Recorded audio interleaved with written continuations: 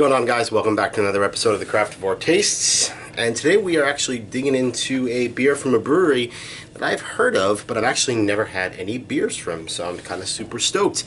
Today we are diving into Alvarado Street Brewery out of Salinas, California. This is a double IPA. This is Countach, or Countach.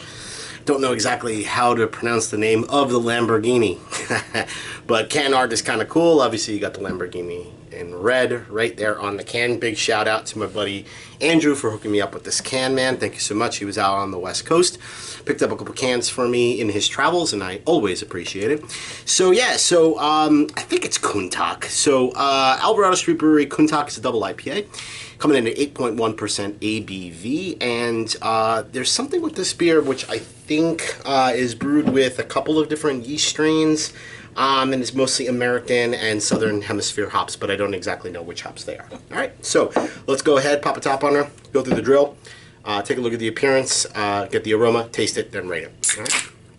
Super stoked to dive into this one. Let's go ahead. Maybe we'll just get a little closer to the camera. I'm still getting used to the new camera, guys.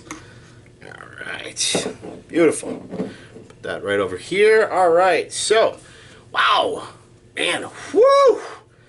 Holy smokes, that is pungent. I can actually smell that beer, literally keeping it this far away from my nose and my face. But all right, so beer is really kind of cool looking, man. Like, it's super full-on New England style haze. Obviously, some of the best New England style breweries are out in the West Coast these days, led obviously, of course, by Monkish. But yeah, like super hazy.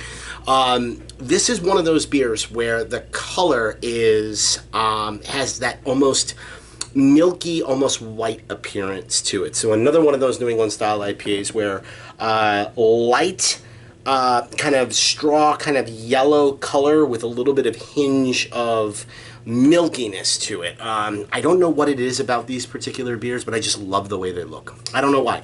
But yeah, beer looks absolutely gorgeous, full on haze. Can't see through it whatsoever. Almost nearly 2 fingers ahead there, so looks absolutely gorgeous as it should. Let me get myself an aroma.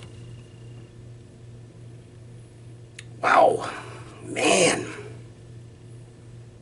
Wow. Huge, massive, bright notes of pineapple. Oh my god, tangerine and nectarines. A bit of like almost pink grapefruit going on there.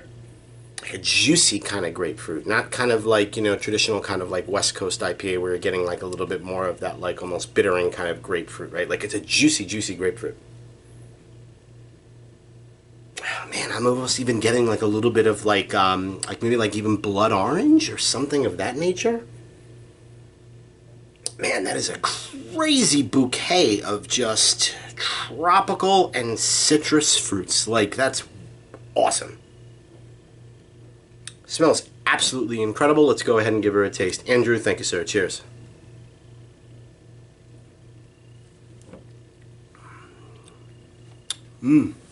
Wow. Yeah, so taste kind of follows through the nose. Heavy pineapple in the taste.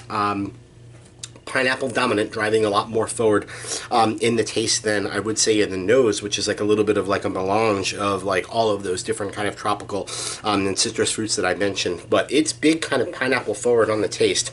There's a bit of kind of obvious sweetness coming in at 8.1% ABV. It is a double IPA. The one thing that I will say is that zero to no lingering bitterness whatsoever, but it does feel a little boozy. I'm not going to say that there's a tremendous amount of alcohol coming off of it, but there is kind of a perception of some booziness and a bit of alcohol. It's not overpowering, it's not too much, but it is there. And, you know, it lends itself to kind of the beer feeling as kind of big as it is, although I will say, going back in for one more, because I just want to get the mouthfeel again.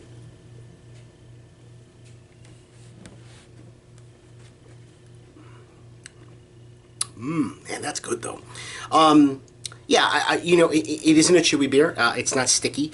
So I think it's just a little bit more of that kind of overlay of slight alcohol that I'm getting that, you know, when I first tasted, and my first perception would be that it is a higher ABV, but ultimately it's not really translating much in terms of the overall body. It is really, really freaking good though. Like it is intense in terms of that pineapple flavor, which is pretty freaking dope. Going back in for one more taste and then we'll rate it. Yeah, that's super nice. All right, rating.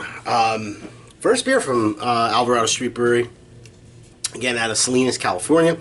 Dig it, man. Like, I'm pretty freaking impressed with these guys. Like, this is a really, really, really, really good beer. That is awesome. Definitely doing the New England style justice. I think there are some things about it, a little bit of that kind of like lingering alcohol that I said that I was kind of getting, that may kind of knock it down a little bit of a notch for me. But, I mean, straight up, it's really, really, really good beer. Awesome beer, awesome beer. So, rating. 4.25 caps. I think that's fair. I think that's a really, really excellent beer.